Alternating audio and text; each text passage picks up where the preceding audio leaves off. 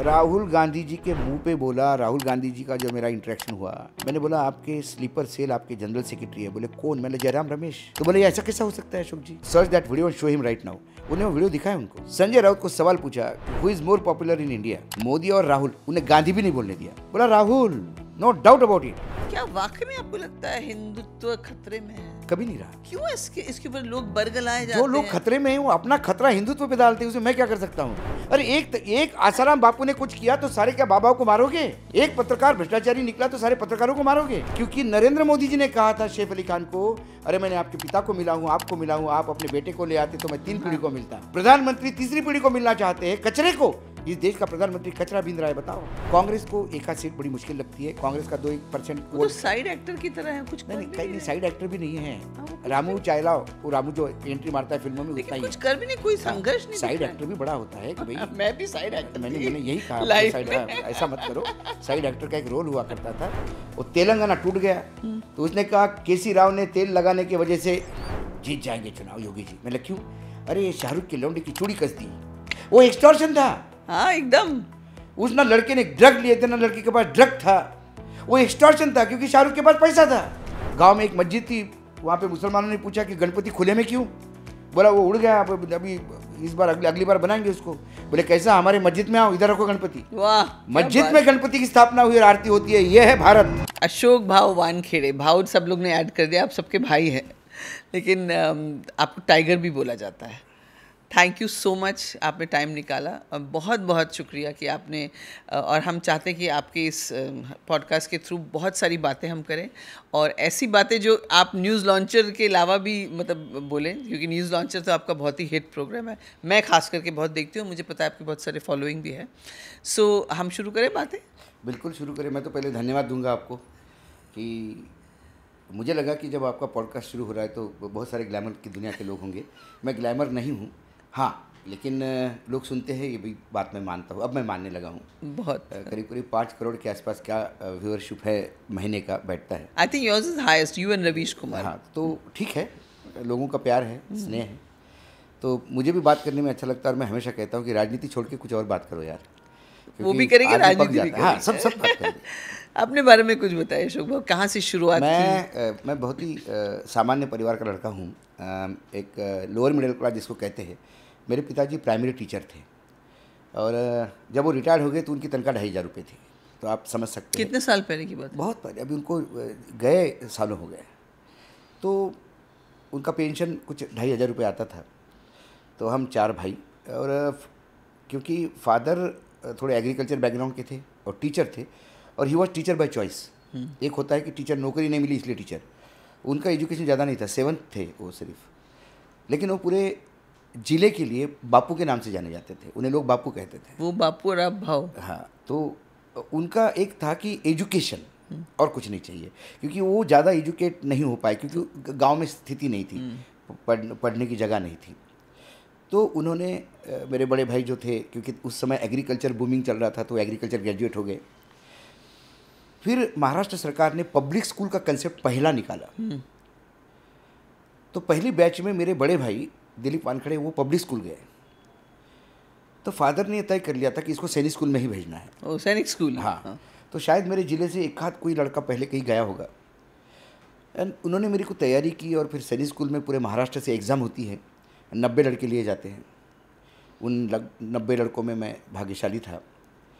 और फिर मैंने जब सैनिक स्कूल में गया तो मुझे लगता है कि आज जो कुछ भी मैं हूँ वो पूरी देन उस स्कूल की है, सैनिक स्कूल की। क्योंकि एक गांव का लड़का जिसने एक बस, मैं आपको, मतलब हंसी लगेगी आपको, जब मैं छोटा था तो मेरा एक सपना था कि मैं बस ड्राइवर बनूं। क्योंकि मुझे लगता था कि उसी लिमिट दायरे हाँ, में क्योंकि मेरा सबसे बड़ा टेक्निकल आदमी वही था।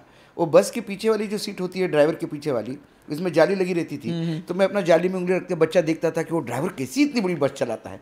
तो मुझे लग रहा था कि किसी दिन बस चलाएंगे तो ये, क्योंकि आपको पास एक्सपोजर नहीं था। हवाई जहाज ऊपर से जाता था तो हमको लगता था कि आवाज़ आती है तो लोग ऊपर देखते हैं, बस इससे ज़्यादा कुछ नहीं था। तो फिर सैनिक स्कूल ने एक्सपोजर दिया, क्योंकि वो सैनिक स्कूल का मुख्य उद्देश्य ही था कि नेशनल डिफेंस एकेडमी के लिए लोग तैयार करें। मैं मराठी मीडियम से पढ़ा, और एकदम 5th में जब गया तो वहाँ तो इंग्लिश में सब बात कर रहे थे बच्चे, और मुझे इंग्लिश जो इनिशियली आती थी, ABCD आती थी।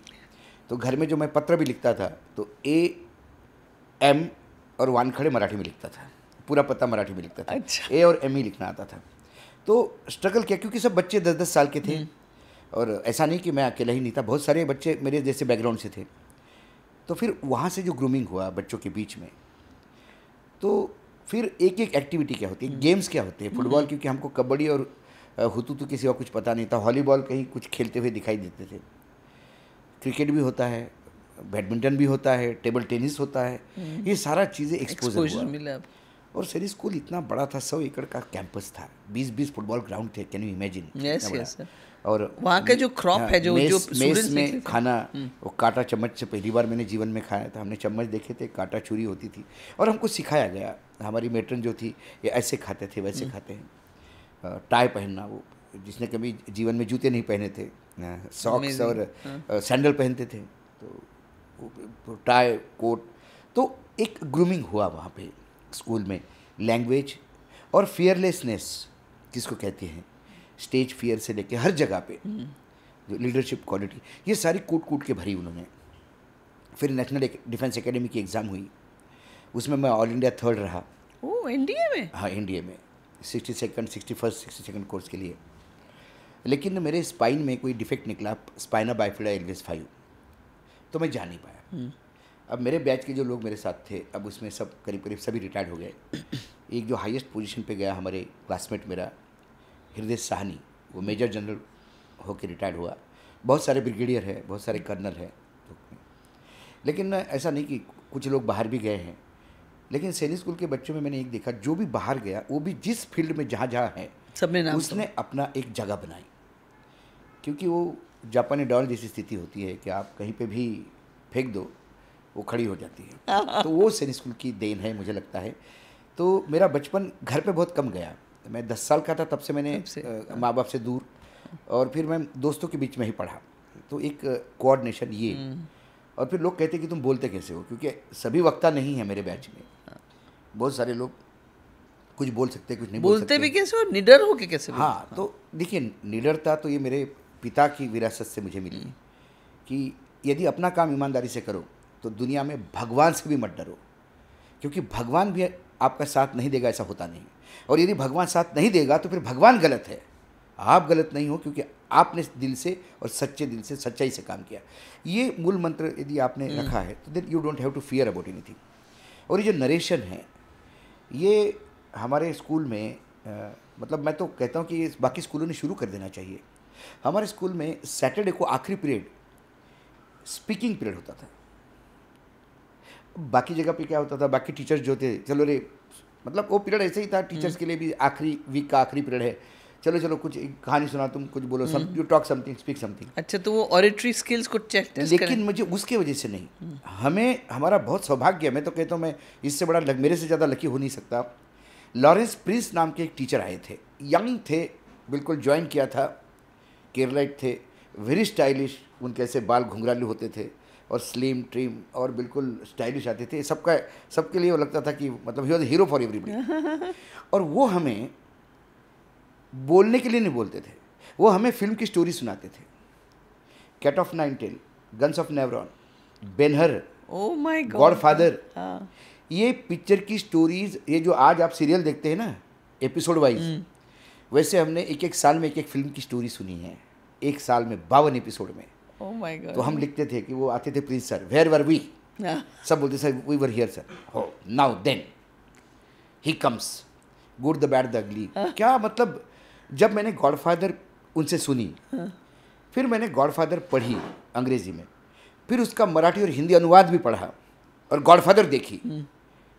लेकिन मैम मैं आपको बता दूं, जो प्रिंस सर ने गॉडफादर बताई थी, दैट वाज द बेस्ट। ऐसे लगा कि आप वो फिल्म देख रहे हैं। फिल्म देखने के बाद भी वो मज़ा नहीं आया। उनसे ये नरेशन मैंने, उनसे मुझे लगता है कि मैं बहुत ज़्यादा इन्फ्लुएंस्ड हूँ। अभी मैंगलोर है, रिटायर्ड है, मैंगलोर में है, उनका बेटा इंडिया में मिले हैं उनको? नहीं, होता रहता है सोशल मीडिया पे या व्हाट्सएप पे बातचीत होती रहती है।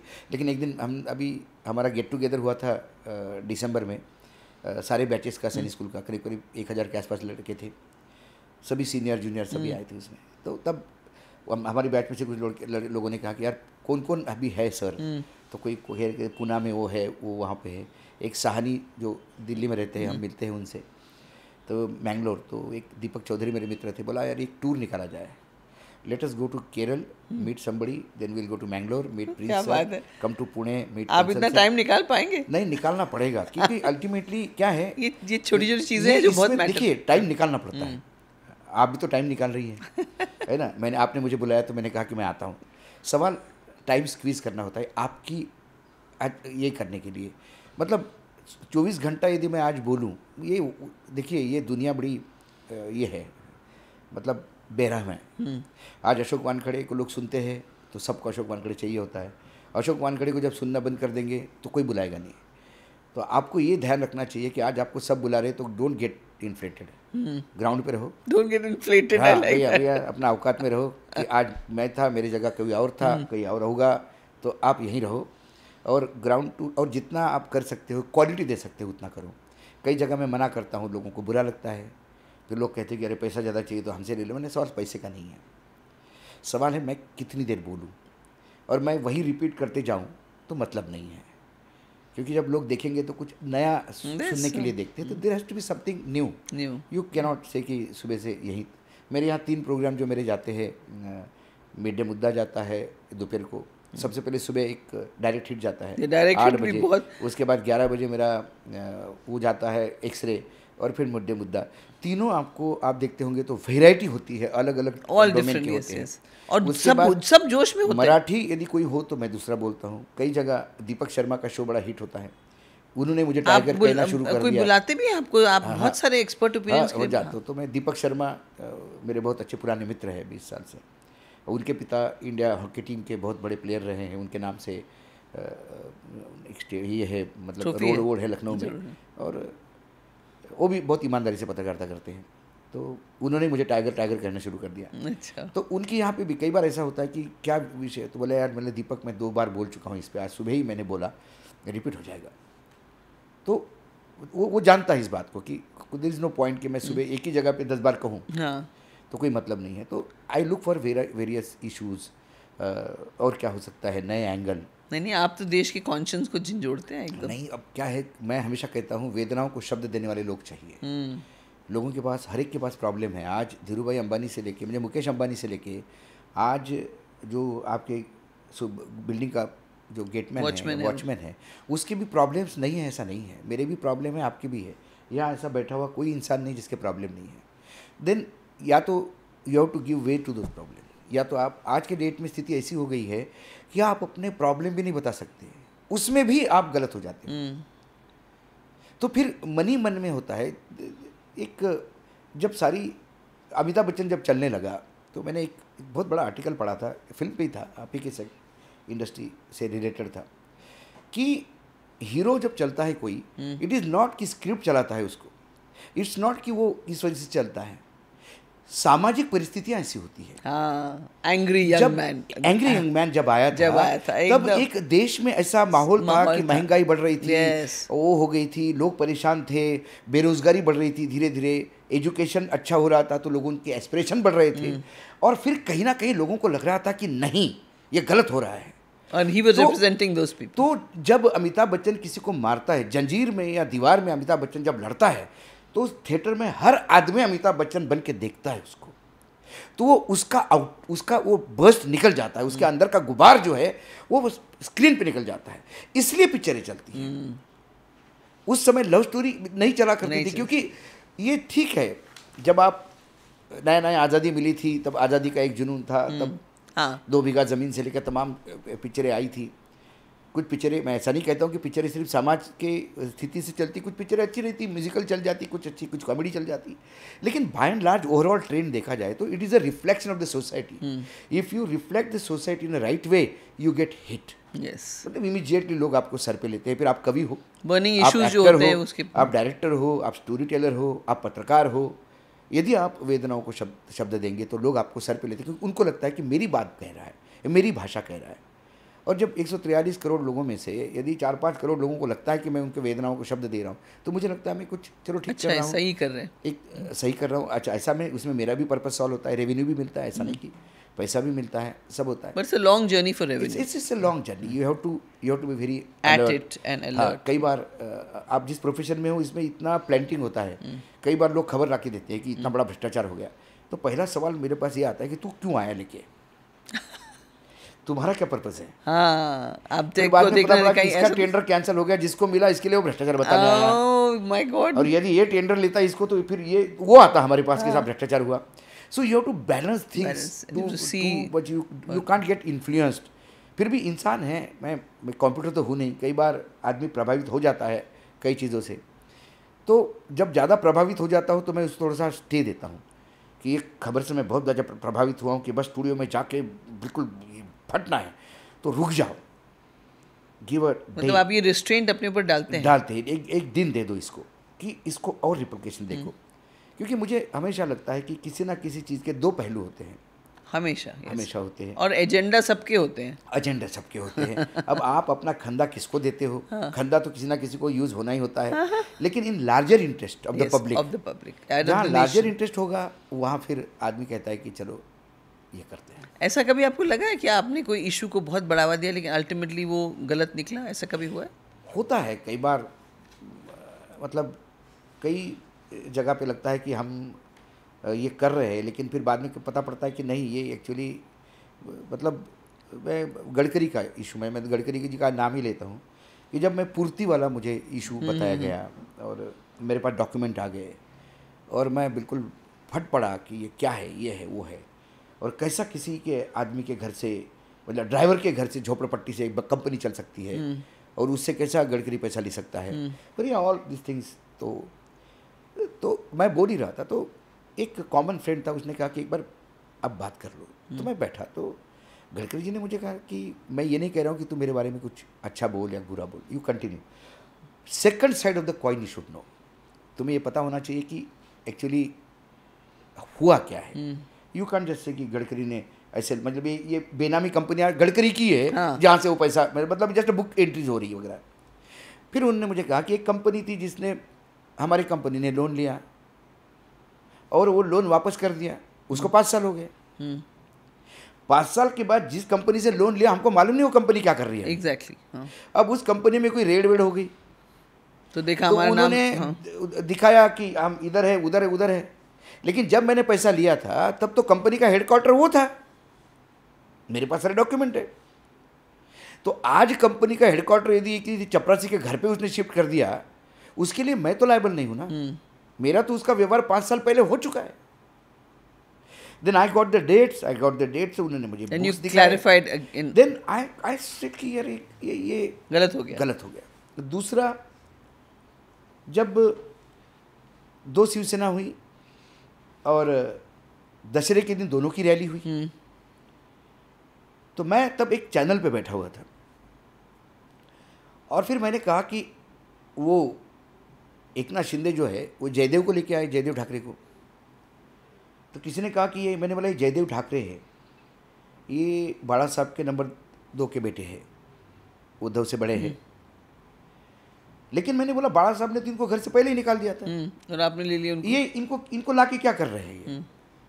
और फिर जयदेव बोले भी कि मैं राजनीति में हूँ नाही आणि कोण शिवसेना ओरिजिनल असं सगळं तुम्ही निवडणुकाच घ्या ना, त्याच्यातच कळेल, कशाला भांडता। मतलब व्हाट ही सेड, बट उसको लाना का मतलब कोई मतलब नहीं है। आफ्टर दैट हमारे मित्र है राजेश बादल, उनकी एक किताब का लोकार्पण होना था जगजीत सिंह पे, उन्होंने किताब लिखी थी और जगजीत सिंह के छोटे भाई का उस दिन फिर परफॉर्मेंस भी था, वो भी अच्छे गाते हैं दिल्ली में। तो वो इवेंट से जब निकला मैं वापस, तो संडे का दिन था, तो ड्राइवर नहीं रहता, तो मैं खुद ही गाड़ी चला रहा था। तो एक फ़ोन बार बार आ रहा था अननोन नंबर से, मतलब नंबर सेव नहीं था। तो मुझे लगा कोई बार बार फ़ोन कर रहा है तो कोई कहीं फंसा तो ना हो। तो मैंने गाड़ी साइड को लगाई, मैंने बोला हेलो, बोला नमस्कार वानखेड़े साहेब। तो मुझे ये लगा कि मराठी है, तो कोई मराठी आदमी है। म्हटलं हां बोला, मी ओळखलं नाही। नाही मी पहिल्यांदा बोलतो आहे, मी जयदेव, मी बाळासाहेबांचा दुसरा मुलगा। देन आय इमिजिएटली रिकलेक्टेड, तो फक्त तुमचे मी 5 मिनटं घेतो, I will take 5 minutes of yours. तो मैंने कहा कि नहीं साहब, मुझे पहले एक 30 सेकंड दे दीजिए आप प्लीज़। तो वो हंसे, बोले बोलो। मैंने बोला what I said was a political comment, it was, वो विश्लेषण था उस समय का, nothing wrong about, nothing personal. बोला मैंने उसके लिए फ़ोन ही नहीं किया आपको, मैं आपका फ़ैन हूँ, मैं आपको बहुत देखता हूँ, और बोले कहने के लिए नहीं कह रहा हूँ, मैं आपके प्रोग्राम के नाम बताता हूँ, और परसों के दिन आपने क्या कहा किस प्रोग्राम में, मैं ये बता रहा हूँ, you should know that I really I am not bluffing. मैंने बोला आई एम ऑनर्ड। बोला नहीं, क्या होता है कि एक अशोक वानखेड़े की एक मेरे मन में प्रतिमा है, पर कई बार यदि फैक्ट गलत होती है तो फिर मुझे लगता है कि आपने फैक्ट चेक नहीं किया? फैक्ट चेक कैसा नहीं हुआ, तो मैं आप बताइए, गलती मतलब इंसान हूँ, मैं कर सकता हूँ, आप प्लीज़ बताइए। बोला बाड़ा साहब ने मुझे नहीं घर से निकाला था, मैंने खुद घर छोड़ा था, मैं घर छोड़ के अलग रह रहा था, और बाड़ा साहब आके फिर कई बार मेरे पास रहते थे। ओह, ये फैक्ट थी। मतलब हाँ, बाड़ा साहब आपके पास आते थे जाते थे, ये मुझे पता है, आप में उनका बहुत अच्छा बॉन्डिंग था, लेकिन आपने घर छोड़ा ये आज मेरे लिए इन्फॉर्मेशन है, आई विल रेक्टिफाई। बोले ना ना, रेक्टिफाई करने के लिए नहीं बोला, जस्ट आपको पता होना चाहिए। फिर उन्होंने बहुत सारी बातें की, फिर उन्होंने कहा कि, मैंने कहा कि आपको लगता नहीं आपको वहाँ नहीं जाना चाहिए था? बोला हाँ, मुझे अब लगने लगा है कि मुझे नहीं जाना चाहिए था। तो बोला फिर आप गए क्यों? तो बोला मैं दीघे का मित्र था, आनंद दीघे, हम उम्र थे, इसलिए हमारी बहुत पटती थी। तो बोला मैं आए दिन ठाणे जाता था, तो मैं ठाणे जाता तो मेरी गाड़ी का दरवाज़ा खोलना, मेरे लिए चाय लाना। तो बोले एक वहाँ पे एक पोरिया ऐसा काम करता था, बहुत, मैं जाता चरण छूता था, ये करता था, उसका नाम एकनाथ शिंदे था। तो बोला एकनाथ मेरे लिए एक छोटा ऐसा मतलब ये था। तो बोले बाद में वो कारपोरेटर बना, तो कारपोरेटर बनने के बाद भी मेरे साथ वही व्यवहार था, आता तो चरण छूता था, ये करता था, फिर वो एमएलए बना, फिर वो मंत्री बना, दीघे की डेथ हो गई, मैंने ठाणे जाना छोड़ दिया, क्योंकि मेरे लिए जो कुछ भी ठाणे में था तो दीघे था, बाकी नेताओं से तो मुझे कोई ये नहीं था। अब वो मुख्यमंत्री भी हो गया तो मेरा कोई संवाद ही नहीं था। फिर एक दिन मुझे फ़ोन आया, बोले कि मिलना चाहता हूँ, घर आना चाहता हूँ। मैंने घर आना चाहता, आ जाओ। तो उसके पहले बोले पुलिस वुलिस आई कि साहब घर आ रहे, तो वो प्रोटोकॉल जो होता है, मैं तो बोला सिंपल रहता हूँ 2 बेडरूम के घर में, तो मुझे मिलने आए तो बोले उनके व्यवहार में वही था पुराना। आते सी उन्होंने चरण छुए, गले लगे, हम दोनों खूब रोए गले में गला डाल के। तो उनने कहा, बोले कि मुझे साहब की बहुत याद आती है, और दशहरे की रैली में मैंने साहब की चेयर खाली रखी है, आप आइए, यदि उस चेयर के बगल में आप बैठेंगे तो मुझे लगेगा कि साहब आशीर्वाद दे रहे हैं। मैंने बोला, बोले मैं आता हूँ। बोले अशोक बात ये हुई, सीधी सीधी बात ये हुई, और कुछ भी नहीं था उसमें।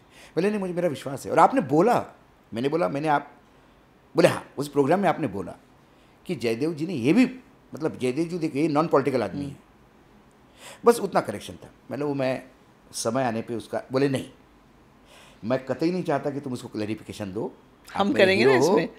तो नहीं, फिर एक प्रोग्राम ऐसे ही कुछ बात हो गई, तो फिर संबंधों पे बात हो रही थी कहीं, तो फिर मैंने तब ये उदाहरण दिया। तो फिर कुछ लोग एकनाथ शिंदे के जो अंधभक्त होते हैं वो नाराज़ हो गए, अरे आपने उनको बोला चाय, अरे मैंने बोला अरे तो बहुत अच्छी बात है। जो उसमें अब नारायण राणे, अब जो प्राइम मिनिस्टर चाय वाले से, नारायण राणे थापा के यहाँ यही काम करते थे। अरे नारिया चाय घेऊन ये, ए तू भाजी घेऊन ये रे, नारिया वारिया बोलते थे ना, दोनों भाई तो भाई। नारायण मतलब ये मैंने नारायण राणे को भी कहा, मतलब मेरे पास फोटोग्राफ है, मैंने फोटोग्राफ मैंने बोला मेरे पास है कि जिसमें थापा भाई बैठे हैं चेयर पे, उस चेयर के एक हत्थे पे सुधाकर चौहान बैठे हैं जो ठाणे वाले थे, और मतलब नीचे पैजामा पहन के और बनियान पहन के आप बैठे हो।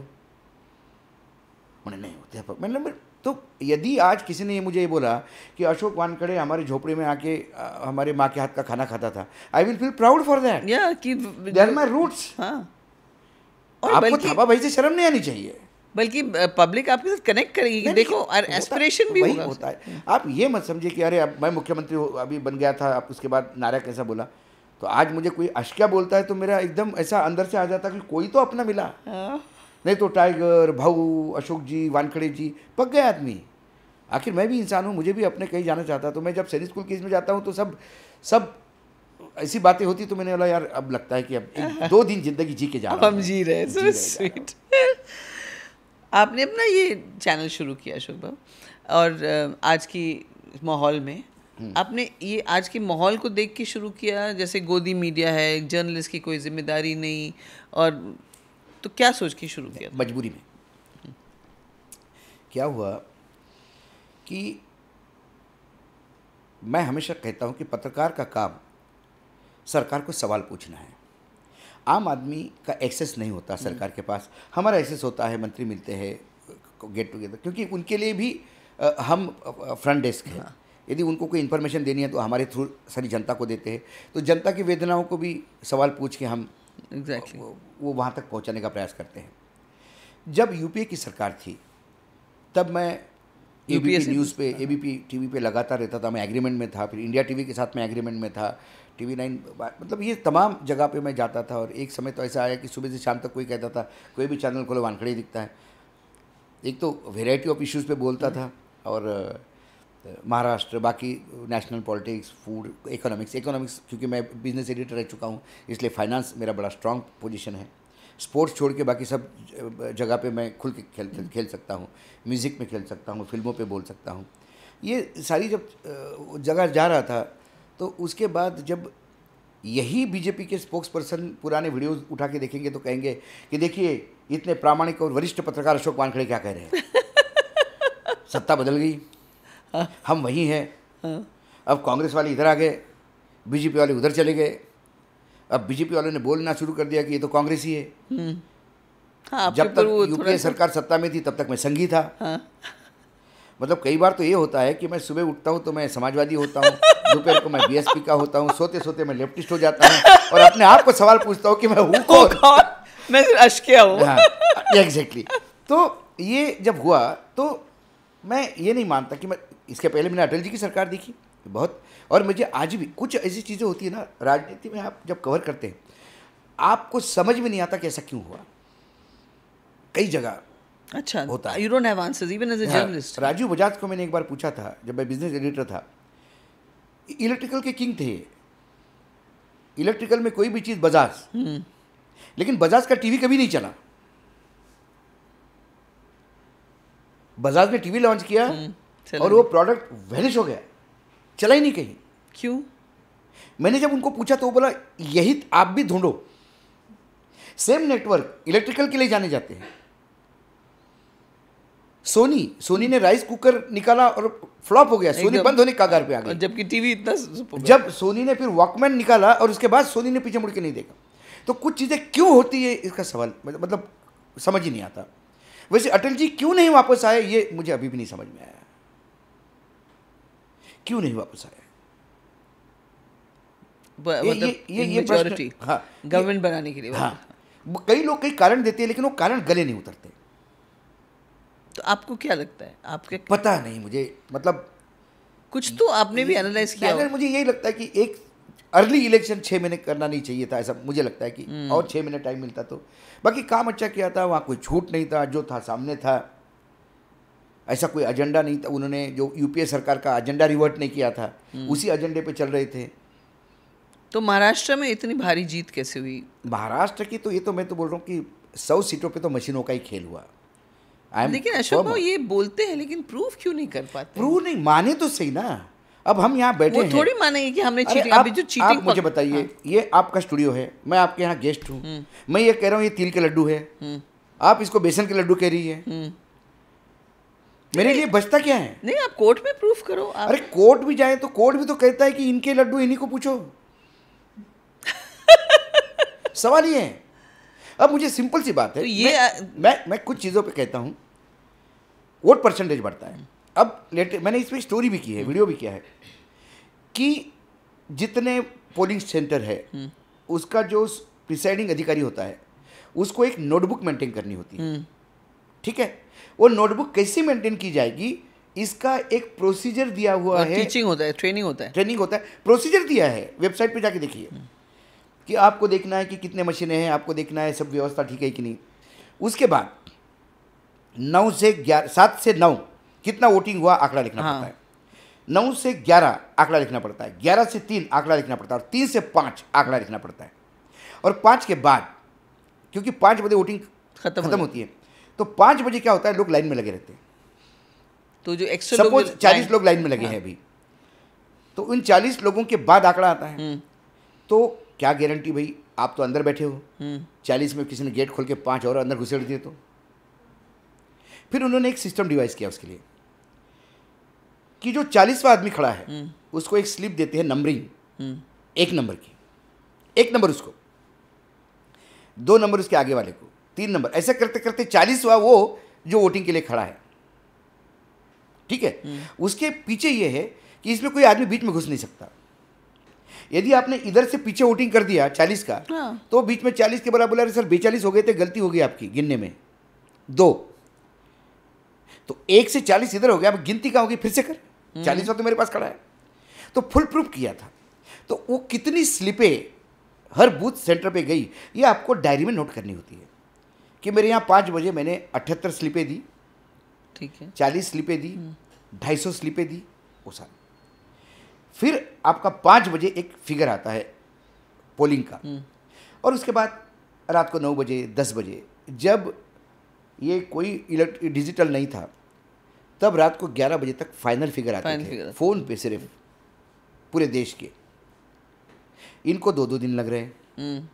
और अब किसी ने डायरी के डिटेल मांगे तो मना कर तो दिया। चुनाव आयोग ने कहा कि हमारे पास डिटेल ही नहीं है। इवन वो फुटेज के लिए मना कर दिया। संजय जो अभी चीफ जस्टिस है हमारे, उनके बेंच ने, जब वो सिंपल जज थे, तब उन्होंने ये कहा था कि यह चुनाव की जो ईवीएम है इसका फिर से चेकिंग करना हो तो एसओपी दिया था, स्टैंडर्ड ऑपरेटिंग प्रैक्टिस दी। उसमें यह था कि भाई कंपनी के 2 लोग आएंगे, तुम्हारा रिप्रेजेंटेटिव होगा, जो जीत गया उसका भी रिप्रेजेंटेटिव होगा, और जिस मशीनों पे वोट किया होगा उसका मिलान होगा वीवीपैट की मशीनों से। हरियाणा में 4.5 लाख रुपए देके चेक करवाया, 5%, मशीनें आ गई। कलेक्टर ने कहा कि देखो ये मशीन सही काम कर रही कि नहीं। बोला नहीं सर, जो वोटिंग हुआ उसका, बोले नहीं वो तो डिलीट कर दिया हमने, अब तो सिर्फ हम मॉक करके दिखाएंगे आपको, लेकिन कि मशीन सही है। उसका भी तो एक है ना कि 45 डेज तक आप नहीं कर सकते हो। करा ना, उसके पहले ही किया। अब सुप्रीम कोर्ट ने आज हियरिंग के लिए लिया, कल, आज ही शायद हियरिंग के लिए लिया केस, आज की खबर है, मुझे कल लिया होगा। आप इतनी अब आपको जब भी कुछ कहें तो आपको छिछोरे फिल्मी गाने सुना कर देते, कुछ तो लोग कहेंगे, लोगों का काम है कहना। सवाल ये नहीं, हमारे इलेक्शन कमिश्नर ये ऐसा मतलब ट्रक के पीछे लिखने वाली 18 की फूल 16 की माला, बुरी नजर वाले तेरा मुंह टाइप, यदि ये इन लोगों का लेवल है तो ये इस लोकतंत्र को कितना सीरियस समझते हैं। संवैधानिक संस्थाओं को संवैधानिक संस्थाओं को सत्यानाश कर दिया इन लोगों ने, और इनको बोलो तो फिर सवाल ये है कि सुनने को तैयार नहीं है। मगर आपको क्या लगता है कि पब्लिक क्यों नहीं इस बात को, उपद्रव क्यों नहीं मचा रही, क्यों? देखिए, पब्लिक का उपद्रव मचाने का ये है कि पब्लिक को लीड कौन करेगा। एक जयप्रकाश नारायण की जरूरत है। जयप्रकाश नारायण कहाँ है आज के डेट में? आपको राहुल गांधी में वो बात नहीं दिखती? राहुल गांधी में बात दिखती है, लेकिन राहुल गांधी का एक्सेप्टेंस बाकी राजनीतिक दलों में नहीं है, क्योंकि जयप्रकाश नारायण किसी दल के नहीं थे।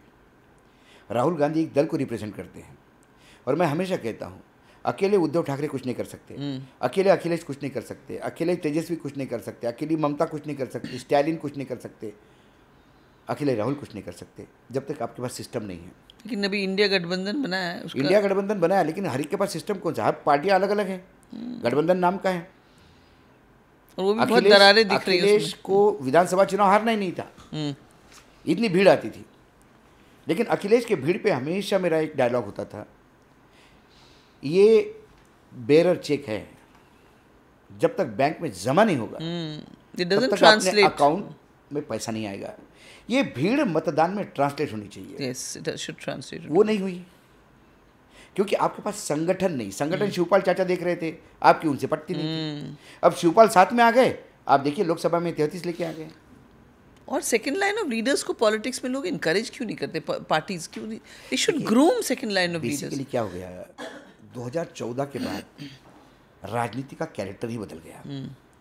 इतना पैसा आ गया राजनीति में, जिसकी औकात 2 लाख की है, उसको 2 करोड़ रुपए मिल गया तो पागल हो जाता है वो। और ये 2 नरेंद्र मोदी और अमित शाह, इन्होंने एक नया ब्रांड ऑफ पॉलिटिक्स इंट्रोड्यूस किया है।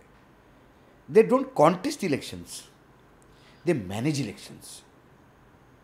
और इलेक्शन मैनेजमेंट में it's not the machines only, it's booth they manage. But उनके बूथ मतलब एक बड़ा उद्योगपति मुझे कह रहा था, मैं मुंबई में बैठा था किसी के साथ, शाम को बैठा था, तो किसी का फ़ोन आ रहा था, तो अभी लिस्ट नहीं आई, अभी लिस्ट नहीं आई, उसका नाम है कि नहीं। तो उसने कहा छोड़ो यार अशोक जी, क्या लिस्ट ढूंढते हो, कांग्रेस और बीजेपी दोनों की लिस्ट एक ही आदमी के घर से निकलती है, छोड़िए। ये तो बहुत और बड़ा बाद में पता पड़ता है मतलब देश के हरियाणा साथ तो में, मजाक है फिर। हरियाणा में विज चुनाव लड़े अंबाला कैंट से, हर बार उसको कांग्रेस जिताती है। शैलजा जी हरियाणा पूरा छोड़ के सिर्फ कैंट के टिकट के लिए मारामारी करती है, मेरे ही उम्मीदवार को टिकट चाहिए, और हर बार डिपॉजिट जब्त होता है। उसको मिलता भी है। कांग्रेस में थोड़ा सा है, आपको पता है कि इंसान कांग्रेस में मैंने ये राहुल गांधी के मुंह पे बोला था कि कांग्रेस में 95% of the Congress office bearers are on the payroll of BJP, they are sleeper cell of BJP in your party. अब उसके बिना चल भी नहीं सकते वो एक लोग। बहादुरगढ़ की सीट थी, एक महिला नेता थी, वो 2 टाइम के एमएलए थी और दोनों टाइम वोट बढ़ा के जीती थी, मोस्ट पॉपुलर थी। उसके जगह इन्होंने एक महिला को दे दिया टिकट, जिसके ऊपर आपके ऊपर केस भी होता है। हाँ 8,000 उसको टिकट वो मिले। अब वो मेरे पे जो टिकट, वो तो अब केस विचाराधीन है, लेकिन मुझे बड़ा उसमें हंसी आई। महिला मित्र इस शब्द पे बहुत ऑब्जेक्शन हुआ है। तो यदि किसी ने कहा कि मैं अशोक वानखेड़े की महिला मित्र हूँ, तो मुझे नहीं लगता उसकी बेइज्जती होगी, क्योंकि मेरा कैरेक्टर बहुत स्ट्रांग है। लेकिन मैं बहुत ही कैरेक्टर का ढीला हुआ तो महिला मित्र में नाम तो मेरी सगी बहन भी नाम लेने में 3 बार कतराएगी। अशोक वानखेड़े क्या संबंध है, हमारा कोई नहीं लगता हो।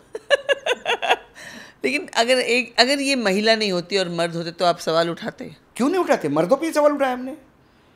कैंट में तो मर्दों को टिकट दिया गया, वहाँ कहाँ महिला थी? महिला मित्र, एक महिला के नहीं, अब पुरुष मित्र को दिए, मतलब बोल सकता था भाई पुरुष मित्र को ऑब्लाइज किया। वहाँ पे एक सेक्सुअल कॉनोटेशन आ जाता है। नहीं, ये आपका सोच है ना, मेरा तो सोच ऐसा नहीं है।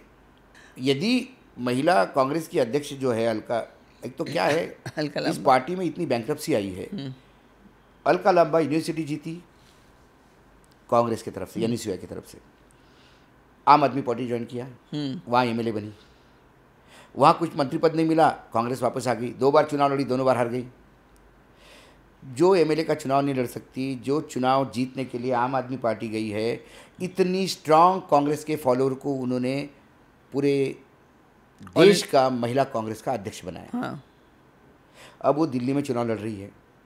मैं बार बार कहता हूँ, मेरे वैचारिक मतभेद हो सकते हैं बीजेपी के साथ, लेकिन मेरे सबसे ज़्यादा दोस्त बीजेपी में हैं, क्योंकि बीजेपी लंबे समय तक विपक्ष में रही है और पत्रकार हमेशा विपक्ष का दोस्त होता है, साथ में मिलके सरकार को घेरता है। तो मेरी दोस्ती तो वहाँ है ज़्यादा। मैं आज भी कहता हूँ विपक्ष कैसा होना चाहिए, ये बीजेपी से सीखे सब लोग। सही बात है, सही बात। महाराष्ट्र में देखिए 2.5 साल उद्धव ठाकरे की सरकार थी, अब मुंबई में बैठे इसलिए महाराष्ट्र की बात कर रहे हैं। रोज उद्धव ठाकरे सरकार को बोलना पड़ता था कि हमारी सरकार कहीं नहीं जा रही है। मतलब विपक्ष ने इतना घेर के रखा था कि रोज बताना पड़ रहा है कि नहीं नहीं नहीं नहीं नहीं नहीं नहीं नहीं, हाइट होगी। बट थोड़ा सा डिसरप्टिव भी होता है, क्योंकि आपको कुछ अच्छा काम करना हो तो आपके पीछे वो खामखा लगे हो। तो होता क्या है, अच्छा सिंगर, अच्छा राइटर, एक मैं जिनको मॉडल मानता हूँ पत्रकारिता में, प्रकाश पुरोहित, उन्होंने सालों फिल्मी मुकदमा उन्होंने लिखा है एस कुमार का, रेडियो पे। वो अमीन सयानी उनको असाइनमेंट करते थे। हमारे आज के बच्चों ने तो देखा भी नहीं, तो सुना उस भी समय तो ऐसा था, अभी इन बच्चों को तो अभी आजकल जो प्रोडक्शन कर रहे हैं उनको तो पता नहीं है। उस समय तो उस एक्टर के पास जाते थे, वो उस एक्टर के साथ दिन भर रहते थे, उसके बीच बीच में जैसे ही उसको शूटिंग के बीच में समय मिलता था वो उसको सवाल पूछते थे और उससे निचोड़ निकाल के वो मुकदमा लिखते थे। कहाँ लिखते थे मुकदमा? वो वीटी पे, विक्टोरिया टर्मिनल पे बाहर बैठ के। अच्छा, इतने लोग जा रहे हैं, इतने लोग हॉर्न बजा रहे हैं, गाड़ियां जा रही है, आ रही और बीच में लिख रहे हैं, क्योंकि concentration. So you are saying disruption is not the thing. Disruption is going to happen. It's going to happen. उसी के बीच में जो अच्छा कानसेन है, उतने शोर शराबे में कहीं कोई चिड़िया चहका जाती है तो बोलते अरे ये चिड़िया कब आई यहाँ पे, उसको सुनाई देती है, उसको वो उसका कौन वो उसका governance is little different. Let it be, see whatever governance you are doing, if you are, अभी क्या हो गया, अभी इन लोगों को किसने रोका?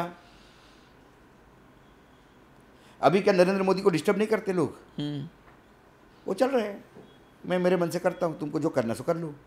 एकदम हाथी की तरह वो बाजार चल रहे हैं, कर रहे हैं काम, सही या गलत कर तो रहे हैं, जैसा भी करोगे करने रहे, अपने हिसाब मेरा एजेंडा लगाऊंगा।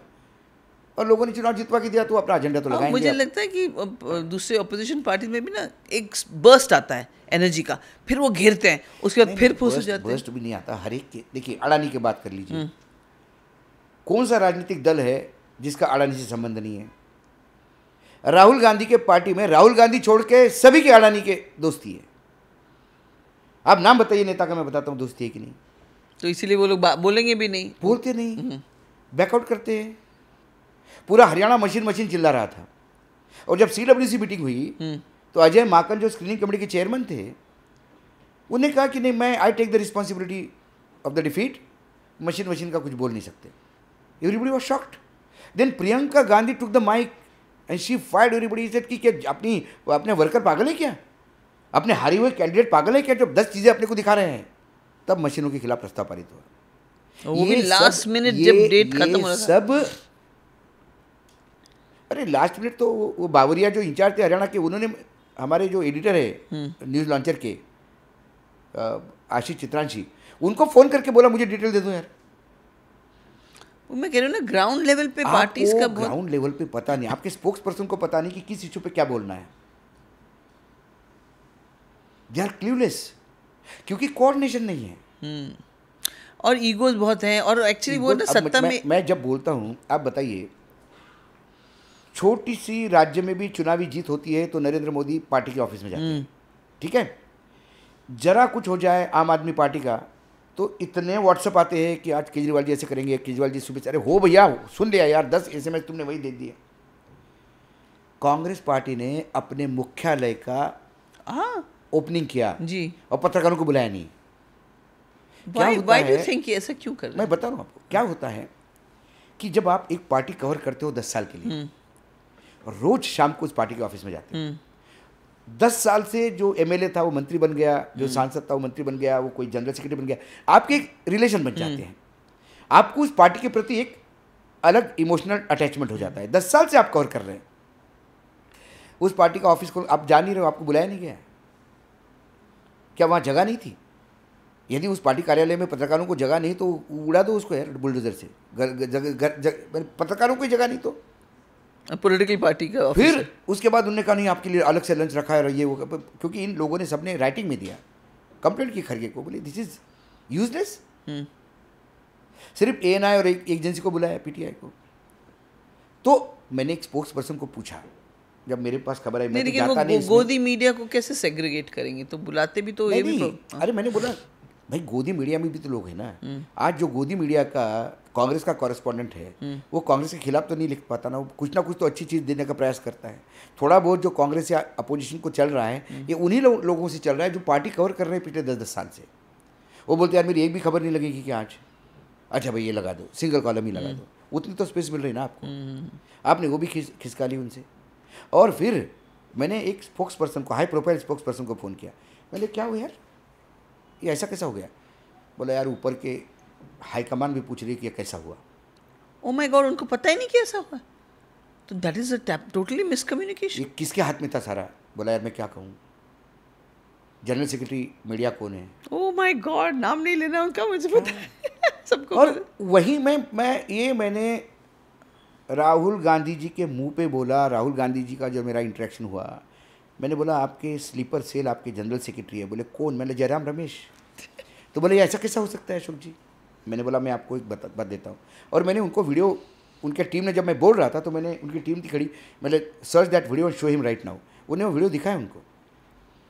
एक TV9 पे एक प्रोग्राम चलता है, a guest with 5 editors, 5 editor होते, तो मैं था 5 एडिटरों में, गेस्ट थे जयराम रमेश। पूरा क्या हुआ वो तो उनने गंद किया, वो तो छोड़ दीजिए। उनको एक रैपिड फायर क्वेश्चन पूछा गया, who is more popular in India, Rahul Gandhi और नरेंद्र मोदी? नरेंद्र मोदी। इन्होंने 30 सेकंड तक रुका। और आपको पता है टेलीविजन पे 30 सेकंड 3 स्पॉट चलते हैं 10-10 सेकंड के, इट्स अ ह्यूज टाइम। तो एडिटर, वो एंकर ने कहा क्या हो गया जयराम जी? बोला no doubt it's Narendra Modi ji. After that general dramatic pause. Secretary media all India Congress party endorsing the popularity of Narendra Modi, what more you want. 15 दिन बाद फिर एक शो रिकॉर्ड हुआ, संजय राउत बैठे हुए थे। Same question was asked to him and I was also one of the editors.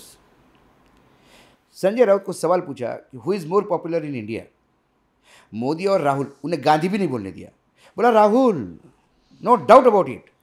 तो उन्होंने कहा कि आप प्रधानमंत्री से भी ज़्यादा बड़े मानते हैं। बोले प्रधानमंत्री तो पूरा प्रोटोकॉल लेके चलते हैं, आप पदयात्रा में चलते तो पता पड़ता, राहुल को मिलने के लिए लोग पैर 40-40 But किलोमीटर that is चल के true. आते हैं और लाखों की तादाद में आते हैं। इसको पॉपुलैरिटी कहते हैं। जरा स्टूडियो से बाहर आके देखो, आपको समझ में आ जाएगा।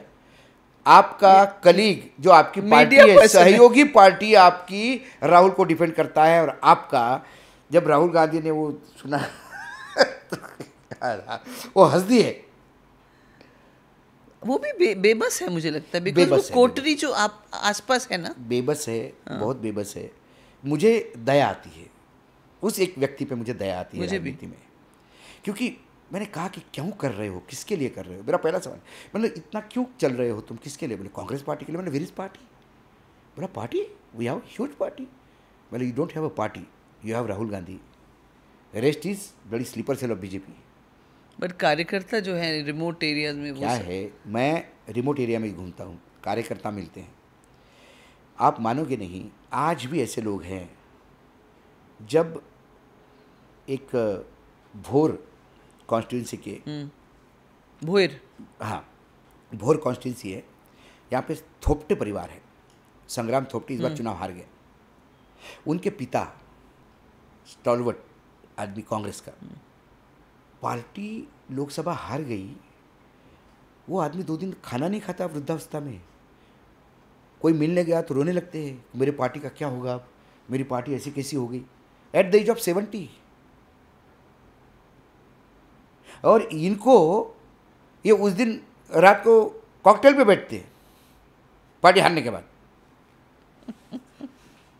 इमोशनल बॉन्डिंग चाहिए, आपको आज भी ग्रामीण क्षेत्र में मिलेगा। आज लोग हाँ, और आज लोग कार्यकर्ता- कहते हैं कि भाई कुछ भी हो, हम तो कांग्रेस नहीं छोड़ेंगे, कुछ भी हो जाए। मैं कांग्रेस में थी ना, मैं वाइस प्रेसिडेंट महिला कांग्रेस थी महाराष्ट्र की, और मैंने इंटीरियर्स में जाके देखा कितना प्यार, कितना बहुत। और पार्टी के साथ क्या जुड़ा, और एज आपने जैसे बोला जनरेशन टू जनरेशन, ये लोग नज़रअंदाज हो रहे हैं इस कोटरी के वजह से। तो इन कोटरी से भाई देखो क्या है, वो भगवान बुरे नहीं होते, पंडे खराब करते हैं। तो इन पंडों से निजात पानी होगी। वो भी बहुत बड़ा रिस्क है, मतलब नहीं करना पड़ेगा। अब इन्होंने बोला ना, पार्टी के अध्यक्ष ने बोला भाई CWC मीटिंग में अभी भी कि उनको ऊपर से लेके नीचे तक सफाई करनी है मुझे। अब भैया कब तक सफाई करोगे, पूछ रहे हैं हम। हाँ, कब गोदी मीडिया आपकी नज़र में क्यों क्रिएट हुआ, मतलब क्या गोदी मीडिया मजबूरी नहीं, थी? मैं इसके लिए पत्रकारों को दोष नहीं देता। कुछ पत्रकार हैं, क्या रेवेन्यू मॉडल की वजह से? रेवेन्यू मॉडल की वजह से नहीं। क्या है, हमारे यहाँ जो मीडिया हाउसेस है, आज़ादी के बाद, आज़ादी के पहले एक मिशन के तहत काम कर रहे थे, उसके बाद ये कमीशन पे शिफ्ट हो गए। मिशन से कमीशन पे, ये शुद्ध रूप से बिजनेस मॉडल तो है, रेवेन्यू मतलब, रेवेन्यू मॉडल। हाँ वो भी हुआ है। सरकारी जमीन पे बिल्डिंग खड़ी कर दी, कोई बोलने वाला नहीं है, रेगुलराइज कर दी, सब कुछ कर दिया। मोदी जी ने किसी को थ्रेट नहीं किया। जो मुझे लगता है, उन्होंने सबकी फाइलें बना के सिर्फ पूछा क्या किया यार तुमने, बस इतना ही काफी था। इतना ही काफी था। ये नाचने लगे। अडवाणी जी का स्टेटमेंट था, इमरजेंसी के दौरान इंदिरा जी ने आपको घुटने पे बैठने के लिए कहा, आपने तो रेंगना शुरू कर दिया मीडिया को। तब भी मीडिया जिंदा था, तब भी कुलदीप नायर जैसे लोग थे, अरुण शौरी जैसे लोग थे जो फाइट कर रहे थे। आज तो दिखते ही नहीं। आप कुछ करो तो मालिक करने नहीं देता है। यस, मेरे जैसे बहुत पत्रकार हैं, नौकरी से निकाल देंगे। नौकरी से निकाल देंगे। अच्छा, मेरी तो कोई लाइबिलिटी रखी नहीं है मैंने, बाकी लोगों की लाइबिलिटी है। किसी ने घर के लिए के रखा है, हमने तो, हमारे तो घर भी नहीं है, तो इंस्टॉलमेंट में नहीं जाते। किसी ने गाड़ी, बच्चों की एजुकेशन है, मेरी कंबाइन फैमिली है, तो इसलिए मैं चल गया। बाकी जो इंडिविजुअल है, जिसको माँ बाप को भी देखना है अपना, उनका बुढ़ापा देखना है, तो नीचे मुंडे करके काम करना है। मालूम है गलत कर रहे हैं, लेकिन करना है क्योंकि तनख्वाह लेनी है। और जो खासकर मैं एंकर्स कहता हूँ, क्योंकि एंकर्स को एक्सपोजर नहीं है बाहर का, बाय एंड लार्ज। हमारे यहाँ उल्टा सिस्टम चलता है। ये पहले एंकर बने, फिर ये चुनाव के टाइम पे फील्ड में जाते हैं। वैसा होता नहीं है। मैं इंदौर से मैंने जर्नलिज्म शुरू किया और इंदौर में एक ज़माने में नई दुनिया स्कूल ऑफ जर्नलिज्म माना जाता था। नई दुनिया में अभय छजलानी जो मालिक थे, जब वो अपने युवा अवस्था में अखबार में आए तो सबसे पहले उनको उनके पिता ने प्रूफ रीडिंग में बिठाया। 6 महीने वो प्रूफ रीडिंग किए, उसके बाद उनको एडिटिंग पे बिठाया, सब एडिटिंग पे, फिर रिपोर्टिंग पे भेजे, फिर जाके वो मैनेजमेंट में गए। एक अच्छा रिपोर्टर जब प्रूफ रीडिंग में बैठते हो तो आपको पता है कि गलतियाँ कहाँ होती है। उसके बाद वो सब एडिटर बनता है तो वो बहुत अच्छा कॉपी एडिट करता है क्योंकि उसको मालूम है गलतियाँ कहाँ हैं। वो एक सब एडिटर, उसको पता है कि इस रिपोर्टर ने बहुत सारी चीज़ें बकवास लिखी तो काटता है। वो जब रिपोर्टर बनता है तो वो बकवास करता नहीं। इस स्टेज से जो आदमी जाता है वो इतना परफेक्ट रिपोर्टर बनता है कि उसके कॉपी पे ना एडिटर कोई काटता है ना प्रूफ रीडर कोई गलती ढूंढता है और कॉपी चली जाती है। आपकी भी ट्रेनिंग ऐसी हुई थी? ऐसे हमारी ऐसी, हम कोई इंस्टीट्यूट से नहीं गए हैं। मैं जर्नलिज्म इंस्टीट्यूट को बिल्कुल बोगस मानता हूँ। वो ऐसे बच्चे पैदा कर रहे हैं कि जो मतलब आप में से कोई होगा तो आई एम वेरी सॉरी। मेरे पास कोई क्लीन कैनवास आया तो मैं उस पर पेंटिंग कर सकता हूँ। मेरे पास किसी ने बहुत ही बिगड़ा हुआ पेंटिंग दिया, हनुमान के नाम पे गणपति निकाला और मुझे बोला इसका हनुमान बनाओ, तो मैं नहीं बना सकता क्योंकि आज हमारे यहाँ क्राइसिस है। मेरे यहाँ पे हम we want people, we are ready to pay. बहुत हैंडसम सैलरी देने को तैयार, लोग नहीं है। 10 मिनट कैमरे के सामने किसी इशू पे बोलने के लिए तैयार नहीं कोई। टीपी चाहिए, मतलब मुझे रीडर नहीं चाहिए। आपके पास पूरा मटेरियल दे रहा हूँ मैं। टेलीप्रॉम्प्टर उसके लिए भी देनी? मैंने कहा कि मैं पूरा मटेरियल दे रहा हूँ, सारा रिसर्च मटेरियल है, सब पढ़ो, आप अपने हिसाब से 10 मिनट बोलो। वो आते हो गया सर, कितने रे? 4.5 मिनट। सर इससे आगे नहीं हो सकता सर। नहीं करते। मेहनत किसी को नहीं करनी है, मेहनत कर, एंकर बनना है सबको। और फिर वो एंकर बनने के बाद फिर वो 4 लोगों को बिठाना है। डिजास्टरस है जी, डिजास्टर है एंकर्स कुछ तो। एक एंकर है, मतलब ये जोक नहीं है, हुआ है। अच्छा थोबड़ा कहीं से आया, बिठा दिया, पढ़ने लगे टीपी। अब वो टीपी में कुछ गड़बड़ी हो गई, अक्षर टूट गए तो उसको वैसे ही पढ़ा। केसी राव जो थे, ये लेबर मिनिस्टर थे। तेलंगाना के इशू के लिए तेलंगाना अलग राज्य नहीं हो रहा है, इसलिए उन्होंने लेबर मिनिस्टर से इस्तीफा दे दिया। वो खबर पढ़ रही थी, वो तेलंगाना टूट गया। तो उसने कहा केसी राव ने तेल लगाने की वजह से इस्तीफा दे दिया। इसका मतलब उसने पढ़ा नहीं था बिफोर शी सैट। उसको ये सवाल ये नहीं है पढ़ा, उसको ये मालूम नहीं है कि केसीआर बोलते से तेलंगाना सामने आता है। तेलंगाना सामने आते से अलग राज्य की स्ट्रगल सामने आती है। वही मैं क्या सब्जेक्ट अखबार स्टडी नहीं पढ़ते, किया था। अखबार नहीं पढ़ते। कई जगह मैं बहुत कम जाता हूँ टीवी पे आजकल। एक तो क्या है, अपने स्टूडियो से जाओ, टीवी पे स्टूडियो में आधा घंटा लगता है, उधर से आधा घंटा आने में। अच्छा आप जाओ तो फिर वहाँ पे मैनेजमेंट कोई मैनेजिंग एडिटर वगैरह रहता है, अरे भाऊ आ गए तो 2 मिनट चाय के लिए, तो उसके आप 15-20 मिनट लगता है, 1.5 घंटा जाता है। और आधा घंटे का प्रोग्राम 2 घंटे गए आपके। उस 2 घंटे में मैं कुछ कंस्ट्रक्टिव काम कर सकता हूँ, मैं कुछ पढ़ सकता हूँ, मैं लिख सकता हूँ। मेरे पास अभी एक किताब आई है अरुण शौरी जी की, लेटेस्ट किताब है, द फैक्ट और द आइकॉन एंड फैक्ट, उसका अपने सावरकर जी के ऊपर। बेहतरीन रिसर्च किताब है, मैंने ऐसा रिसर्च देखा नहीं। और उसकी आखिरी लाइन मैं बताता हूँ आपको, वो पूरी आखिरी लाइन उन्होंने जो निचोड़ निकाला, उन्होंने कहा let us save Hinduism from Hindutva. Absolutely I agree with you. Hindutva करके अब इस बात पे भी आऊंगी मैं। क्या वाकई में आपको लगता है हिंदुत्व खतरे में है? कभी नहीं रहा। तो क्यों इसके ऊपर लोग बरगलाए जाते हैं? जो लोग खतरे में हैं वो अपना खतरा हिंदुत्व पे डालते हैं, उसमें मैं क्या कर सकता हूँ? बट पब्लिक क्यों नहीं समझती? ऐसे लोग भी हैं जो समझते कि नहीं समझते ना पब्लिक, हिंदुइज्म इसीलिए तो 240 पे आ गए। ये 180 पे है। यदि एडीआर की रिपोर्ट है तो उसमें कम से कम 80 सीटों पे खेल हो गया, उसमें से 60 सीटें बीजेपी को मिली है। तो 240 से 60 माइनस करो, 180 का खेल है इनका। सो अशोक भाई बताइए, हिंदुत्व खतरे में क्या है? हिंदुत्व वाकई में खतरे में? हिंदुत्व कभी खतरे में रहा ही नहीं। औरंगजेब आया, हिंदुत्व खतरे में नहीं रहा। हाँ। औरंगजेब के पहले कई आक्रमण हुए, हिंदुत्व खतरे में नहीं रहा। हिंदुत्व है क्या?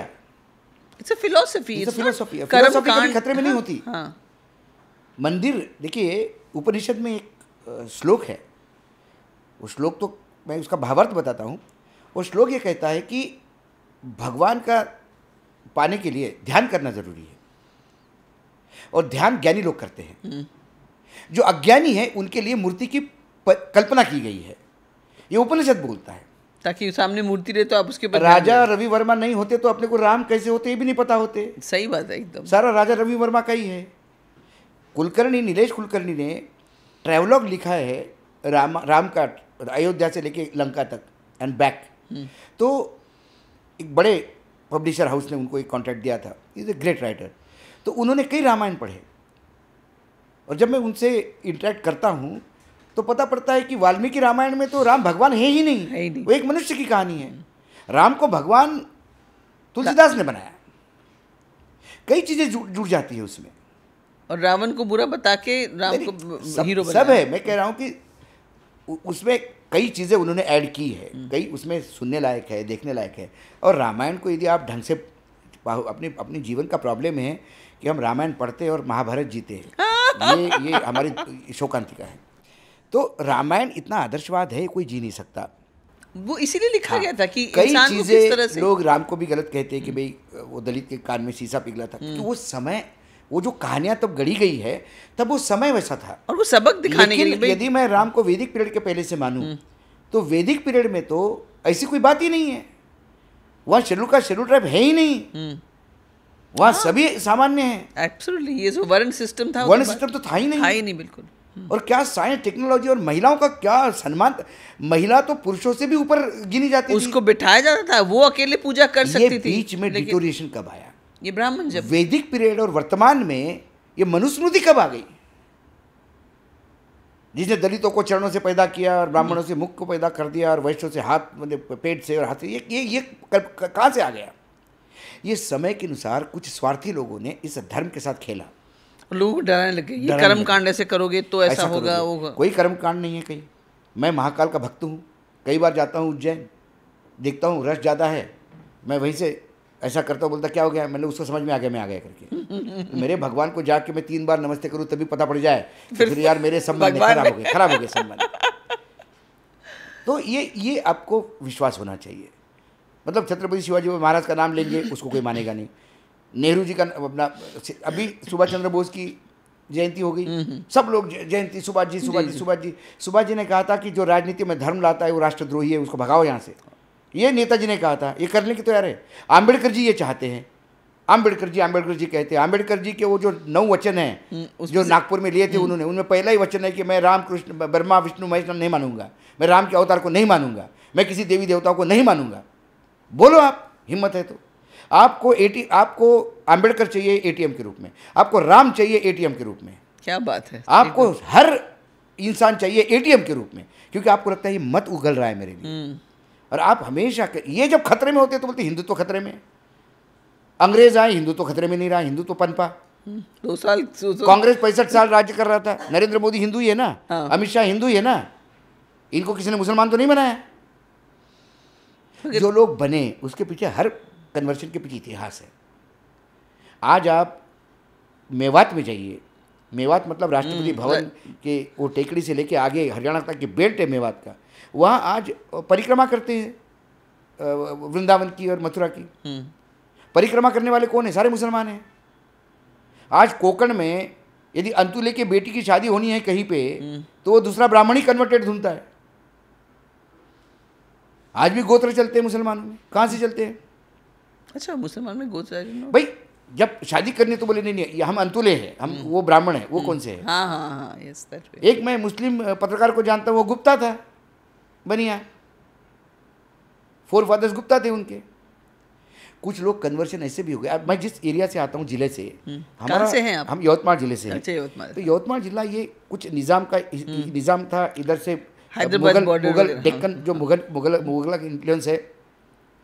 हमारे गांव में मुसलमान कम होंगे लेकिन मज़ार है, कंबलपोश बाबा की आरणी में एक मज़ार है।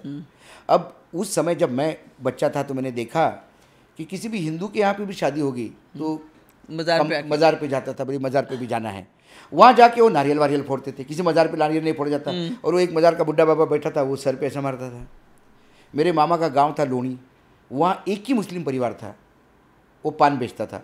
मतलब आज तो लोगों को पान, इनको मालूम नहीं बच्चों को, ये तो पान की शॉप में जाके पान खाते हैं। पुराने ज़माने में खुले पान बिकते थे और पान की दुकानें नहीं हुआ करती थी। पान हर एक के घर में बनता था और हर एक के घर में पानदान होता था। पानदान और सब। कोई बैठे बैठे महिलाएं आपस में बात करते करते पान लगाती थी।